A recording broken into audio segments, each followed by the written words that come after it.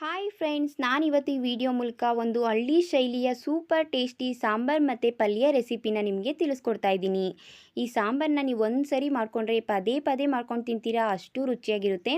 ಈ ಸಾಂಬಾರು ಎಷ್ಟು ರುಚಿಯಾಗಿರುತ್ತೋ ಇದ್ರ ಪಲ್ಯನೂ ಸಹ ಅಷ್ಟೇ ರುಚಿಯಾಗಿರುತ್ತೆ. ಈ ವಿಡಿಯೋನ ಎಲ್ಲೂ ಸ್ಕಿಪ್ ಮಾಡದೆ ಕೊನೆಯವರೆಗೂ ನೋಡಿ. ನನ್ನ ಚಾನಲ್ನ ಯಾರಾದರೂ ಹೊಸದಾಗಿ ನೋಡ್ತಾ ಇದ್ದರೆ ಸಬ್ಸ್ಕ್ರೈಬ್ ಮಾಡ್ಕೊಳ್ಳಿ. ಹಾಗೆ ಪಕ್ಕದಲ್ಲಿರೋ ಬೆಲ್ ಐಕನ್ನ ಕ್ಲಿಕ್ ಮಾಡಿ. ತುಂಬಾ ರುಚಿಯಾಗಿರುವಂತಹ ಹಳ್ಳಿ ಶೈಲಿಯ ಕೆತ್ಕಾಯಿ ಬಸ್ಸಾಂಬರನ್ನ ಯಾವ ರೀತಿ ಮಾಡೋದು ಅಂತ ನೋಡೋಣ. ಸ್ಟವ್ ಮೇಲೆ ಒಂದು ಕುಕ್ಕರ್ ಇಟ್ಕೊಂಡಿದ್ದೀನಿ. ಕುಕ್ಕರ್ಗೆ ಮೀಡಿಯಮ್ ಸೈಜ್ ಒಂದು ಹಲಸಿನಕಾಯಿನ ತೊಗೊಂಡು ಮೇಲೆ ಹಸಿರು ಭಾಗನೆಲ್ಲ ನೀಟಾಗಿ ತೆಗೆದು ಚಿಕ್ಕದಾಗಿ ಕೊಚ್ಚಿಟ್ಕೊಂಡಿದ್ದೀನಿ. ಈ ಕೊಚ್ಚಿರೋ ಅಂಥ ಹಲಸಿನಕಾಯಿನ ನೀರಲ್ಲಿ ಒಂದು 2-3 ಸರಿ ಚೆನ್ನಾಗಿ ತೊಳೆದ್ಬಿಟ್ಟು ಕುಕ್ಕರ್ಗೆ ಸೇರಿಸ್ಕೊತಾ ಇದ್ದೀನಿ. ಹಾಗೆ ಒಂದು ಅರ್ಧ ಕಪ್ ಆಗೋಷ್ಟು ಅಲಸಂದೆ ಕಾಳನ್ನು, ಒಣಗಿರೋ ಅಂಥ ಅಲಸಂದೆ ಕಾಳನ್ನು ನೀರಲ್ಲಿ ಒಂದು 2 ಸರಿ ಚೆನ್ನಾಗಿ ತೊಳೆದ್ಬಿಟ್ಟು ಸೇರಿಸ್ಕೊಂಡಿದ್ದೀನಿ. ರುಚಿಗೆ ತಕ್ಕಷ್ಟು ಉಪ್ಪನ್ನು ಸೇರಿಸ್ಕೊತಾ ಇದ್ದೀನಿ. ಈಗ ನೀರು ಕುಡಿಯೋ ಗ್ಲಾಸಲ್ಲಿ ಒಂದು 3 ಗ್ಲಾಸ್ ಆಗೋಷ್ಟು ನೀರನ್ನು ಸೇರಿಸ್ಕೊತಾ ಇದ್ದೀನಿ. ನೀರನ್ನು ಸೇರಿಸ್ಬಿಟ್ಟು ಎಲ್ಲ ಒಂದು ಸರಿ ಚೆನ್ನಾಗಿ ಮಿಕ್ಸ್ ಮಾಡಿಬಿಟ್ಟು ಮೀಡಿಯಮ್ ಫ್ಲೇಮಲ್ಲಿ ಇಟ್ಬಿಟ್ಟು ಕುಕ್ಕರ್ ಕ್ಯಾಪನ್ನು ಕ್ಲೋಸ್ ಮಾಡಿ 3 ವಿಸಲ್ ಕೂಗಿಸ್ಕೊತೀನಿ. ನೋಡಿ, ಈಗ 3 ವಿಸಲ್ ಆಗಿದೆ. ನಾನು ನಿಮಗೆ ಕುಕ್ಕರ್ ಕ್ಯಾಪನ್ನು ಓಪನ್ ಮಾಡಿ ತೋರಿಸ್ತಾ ಇದ್ದೀನಿ. ಅಲಸಂದೆ ಕಾಳೆಲ್ಲ ತುಂಬ ಚೆನ್ನಾಗಿ ಬೆಂದಿದೆ. ಈಗ ನಾನೊಂದು ಜಾಲ್ಡ್ ಸಹಾಯದಿಂದ ಅದರಲ್ಲಿರೋ ತಿಳಿಕಟ್ಟು ಬೇರೆ, ಪಲ್ಯ ಬೇರೆ ಬೇರೆ ಬೇರೆ ಮಾಡ್ಕೊತಾ ಇದ್ದೀನಿ. ನೋಡಿ, ನನಗೆ ಇಷ್ಟು ತಿಳಿಕಟ್ಟು ಉಳಿದಿದೆ. ಹಾಗೆ ನೋಡಿ, ನಾನು ನಿಮಗೆ ತೋರಿಸ್ತಾ ಇದ್ದೀನಿ, ಇಷ್ಟು ಪಲ್ಯ ಉಳಿದಿದೆ. ಪಲ್ಯ ಅಂತೂ ತುಂಬಾ ಟೇಸ್ಟಿಯಾಗಿರುತ್ತೆ. ಸ್ಟವ್ ಮೇಲೆ ಒಂದು ಪ್ಯಾನ್ ಇಟ್ಕೊಂಡಿದ್ದೀನಿ. ಪ್ಯಾನ್ಗೆ ಒಂದು 2 ಟೇಬಲ್ ಸ್ಪೂನ್ ಆಗೋಷ್ಟು ಎಣ್ಣೆನ ಸೇರಿಸ್ಕೊಂಡಿದ್ದೀನಿ. ಎಣ್ಣೆ ಬಿಸಿ ಆದಮೇಲೆ ಒಂದು 1/4 ಟೇಬಲ್ ಸ್ಪೂನ್ ಆಗೋಷ್ಟು ಜೀರಿಗೆ, ಒಂದು 8-10 ಎಸಳು ಕರಿಬೇವನ್ನು ಸೇರಿಸ್ಕೊತಾ ಇದ್ದೀನಿ. ಒಂದು 8-10 ಎಸಳು ಬೆಳ್ಳುಳ್ಳಿನ ಸಿಪ್ಪೆ ತೆಗೆದು ಸೇರಿಸ್ಕೊತಾ ಇದ್ದೀನಿ. ಹಾಗೆ ಮೀಡಿಯಮ್ ಸೈಜ್ 2 ಈರುಳ್ಳಿನ ಸ್ವಲ್ಪ ದೊಡ್ಡದಾಗಿ ಕಟ್ ಮಾಡಿ ಸೇರಿಸ್ಕೊತಾ ಇದ್ದೀನಿ. ಈಗ ಮೀಡಿಯಮ್ ಫ್ಲೇಮಲ್ಲಿ ಇಟ್ಕೊಂಡು ಎಲ್ಲ ಒಂದ್ಸರಿ ಚೆನ್ನಾಗಿ ಮಿಕ್ಸ್ ಮಾಡಿಕೊಂಡು ಫ್ರೈ ಮಾಡ್ಕೊತಾ ಇದ್ದೀನಿ. ಈರುಳ್ಳಿ ಬೆಳ್ಳುಳ್ಳಿ ಸ್ವಲ್ಪ ಸಾಫ್ಟ್ ಆಗಬೇಕು, ಆ ರೀತಿ ಮೀಡಿಯಮ್ ಫ್ಲೇಮಲ್ಲಿ ಇಟ್ಕೊಂಡು 1 ನಿಮಿಷ ಫ್ರೈ ಮಾಡ್ಕೊಂಡಿದ್ದೀನಿ. ನೋಡಿ, ಈಗ ಈರುಳ್ಳಿ ಸಾಫ್ಟ್ ಆಗಿದೆ. ಈಗ ಮೀಡಿಯಮ್ ಸೈಜ್ 2 ಟೊಮೊಟೊ ಹಣ್ಣನ್ನು ಸ್ವಲ್ಪ ದೊಡ್ಡದಾಗಿ ಕಟ್ ಮಾಡಿ ಸೇರಿಸ್ಕೊಂಡಿದ್ದೀನಿ. ಹಾಗೆ ಒಂದು ಗೋಲಿ ಗಾತ್ರದಷ್ಟು ಹುಣಸೆಹಣ್ಣನ್ನು ಸೇರಿಸ್ಕೊಂಡಿದ್ದೀನಿ. ಹುಣಸೆಹಣ್ಣು ಸೇರಿಸೋದ್ರಿಂದ ಈ ಸಾಂಬಾರು ತುಂಬಾ ಟೇಸ್ಟಿಯಾಗಿರುತ್ತೆ. ಮೀಡಿಯಮ್ ಫ್ಲೇಮಲ್ಲಿ ಇಟ್ಕೊಂಡು ಎಲ್ಲ ಒಂದ್ಸರಿ ಚೆನ್ನಾಗಿ ಮಿಕ್ಸ್ ಮಾಡಿಕೊಂಡು ಫ್ರೈ ಮಾಡ್ಕೊತಾ ಇದ್ದೀನಿ. ನೋಡಿ, ಟೊಮೊಟೊ ಸಾಫ್ಟ್ ಆಗಬೇಕು, ಆ ರೀತಿ ಮೀಡಿಯಮ್ ಫ್ಲೇಮಲ್ಲಿ ಇಟ್ಕೊಂಡು 1 ನಿಮಿಷ ಫ್ರೈ ಮಾಡ್ಕೊಂಡಿದ್ದೀನಿ. ಈಗ ಒಂದು 12 ಬ್ಯಾಡಗಿ ಮೆಣಸಿನ್ಕಾಯಿನ ಸೇರಿಸ್ಕೊತಾ ಇದ್ದೀನಿ. ಬರೀ ಬ್ಯಾಡಗಿ ಮೆಣಸಿನ್ಕಾಯಿನೇ ಸೇರಿಸ್ಕೋಬೇಕು ಅಂತಿಲ್ಲ, ನೀವು ಖಾರದ ಮೆಣಸಿನ್ಕಾಯಿ ಬ್ಯಾಡಗಿ ಮೆಣಸಿನ್ಕಾಯಿ 2 ಮಿಕ್ಸ್ ಮಾಡಿ ಸಹ ಸೇರಿಸ್ಕೋಬೋದು. ಈ ಬ್ಯಾಡಗಿ ಮೆಣಸಿನ್ಕಾಯಿನೇ ಸೇರಿಸೋದ್ರಿಂದ ಒಳ್ಳೆ ಕಲರ್ ಇರುತ್ತೆ ಮತ್ತು ಸಾಂಬಾರು ಅಷ್ಟೇ ತುಂಬಾ ಟೇಸ್ಟಿಯಾಗಿರುತ್ತೆ. ಅದಕ್ಕೋಸ್ಕರ ನೀವು ಮೆಣಸಿನ್ಕಾಯಿ ಇಲ್ಲ ಅಂದರೆ ಖಾರದ ಪುಡಿನೂ ಸಹ ಸೇರಿಸ್ಕೊಂಡು ಮಾಡ್ಕೋಬೋದು. ಮೀಡಿಯಮ್ ಫ್ಲೇಮಲ್ಲೇ ಇಟ್ಕೊಂಡು 1 ನಿಮಿಷ ಚೆನ್ನಾಗಿ ಮಿಕ್ಸ್ ಮಾಡಿಕೊಂಡು ಫ್ರೈ ಮಾಡ್ಕೊಂಡಿದ್ದೀನಿ. ಈಗ ಈ ಕಪ್ಪಲ್ಲಿ 3/4 ಕಪ್ ಆಗೋಷ್ಟು ಹಸಿ ತೆಂಗಿನಕಾಯಿ ತುರಿನ ಸೇರಿಸ್ಕೊಂಡಿದ್ದೀನಿ. ಹಾಗೆ ಸ್ವಲ್ಪ ಕೊತ್ತಂಬರಿ ಸೊಪ್ಪನ್ನು ಸೇರಿಸ್ಕೊತಾ ಇದ್ದೀನಿ. ನಾನು ಬೇಯಿಸಿಟ್ಕೊಂಡಿದ್ನಲ್ವ ಅಲಸಂದೆ ಕಾಳು ಮತ್ತು ಹಲಸಿನಕಾಯಿ, ಅದನ್ನು ಸೇರಿಸ್ಕೊತಾ ಇದ್ದೀನಿ. ಈಗ ಗ್ಯಾಸ್ ಸ್ಟವ್ನ ಆಫ್ ಮಾಡಿಬಿಟ್ಟು ಚೆನ್ನಾಗಿ ಮಿಕ್ಸ್ ಮಾಡಿಕೊಂಡು ಫ್ರೈ ಮಾಡ್ಕೊತಾ ಇದ್ದೀನಿ. ಪ್ಯಾನ್ ಬಿಸಿಯಲ್ಲೇ ಕೊತ್ತಂಬರಿ ಸೊಪ್ಪು ತೆಂಗಿನಕಾಯಿ ತುರಿ ಎಲ್ಲ ತುಂಬ ಚೆನ್ನಾಗಿ ಬಾಡುತ್ತೆ. ಅಲ್ಲಿವರೆಗೂ ಫ್ರೈ ಮಾಡಿಕೊಂಡು ಇದನ್ನು ಒಂದು 5 ನಿಮಿಷ ತಣ್ಣಗಾಗೋದಕ್ಕೆ ಇಟ್ಟಿದ್ದೆ. ಈಗ ನೋಡಿ, ಮಿಕ್ಸಿ ಜಾರ್ಗೆ ಫ್ರೈ ಮಾಡಿರೋ ಅಂಥದ್ದನ್ನೆಲ್ಲ ಮಿಕ್ಸಿ ಜಾರ್ಗೆ ಸೇರಿಸ್ಕೊಂಡಿದ್ದೀನಿ. ಹಾಗೆ ರುಬ್ಬೋದಕ್ಕೆ ಎಷ್ಟು ಬೇಕೋ ಅಷ್ಟು ತಿಳಿಕಟ್ಟನ್ನು ಸೇರಿಸ್ಕೊಂಡು ರುಬ್ಕೊಬರೋಣ.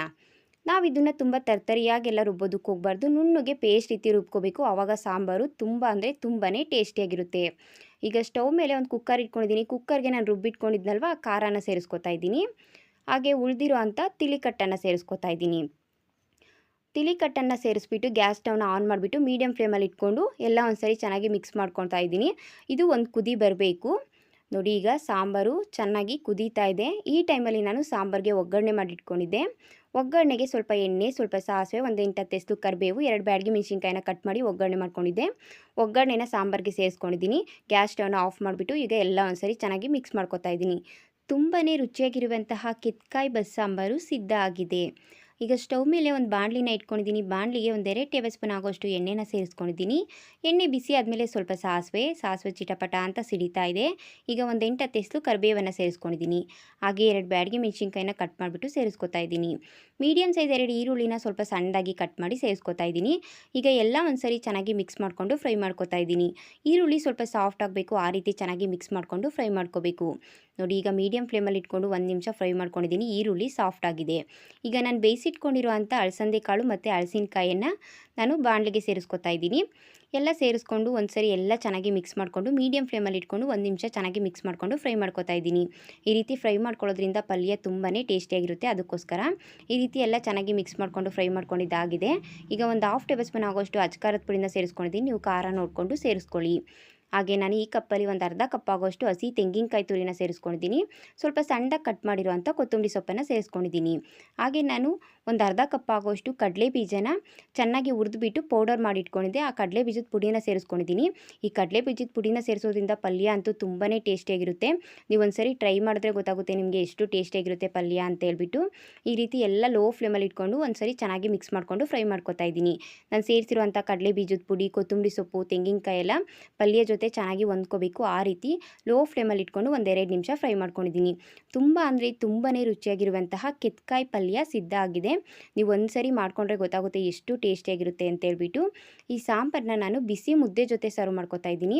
ಸಾಂಬಾರ್ ಜೊತೆ ಪಲ್ಯನೂ ಸರ್ವ್ ಮಾಡ್ಕೊತಾ ಇದ್ದೀನಿ. ಸಾಂಬಾರು ಎಷ್ಟು ರುಚಿಯಾಗಿರುತ್ತೆ ಅಂದರೆ ನಾನು ಹೇಳೋದಲ್ಲ, ನೀವೇ ಒಂದ್ಸರಿ ಮಾಡಿಕೊಂಡ್ರೆ ಗೊತ್ತಾಗುತ್ತೆ. ಸಾಂಬಾರು ಎಷ್ಟು ರುಚಿಯಾಗಿರುತ್ತೋ ಇದ್ರ ಪಲ್ಯನೂ ಸಹ ಅಷ್ಟೇ ರುಚಿಯಾಗಿರುತ್ತೆ.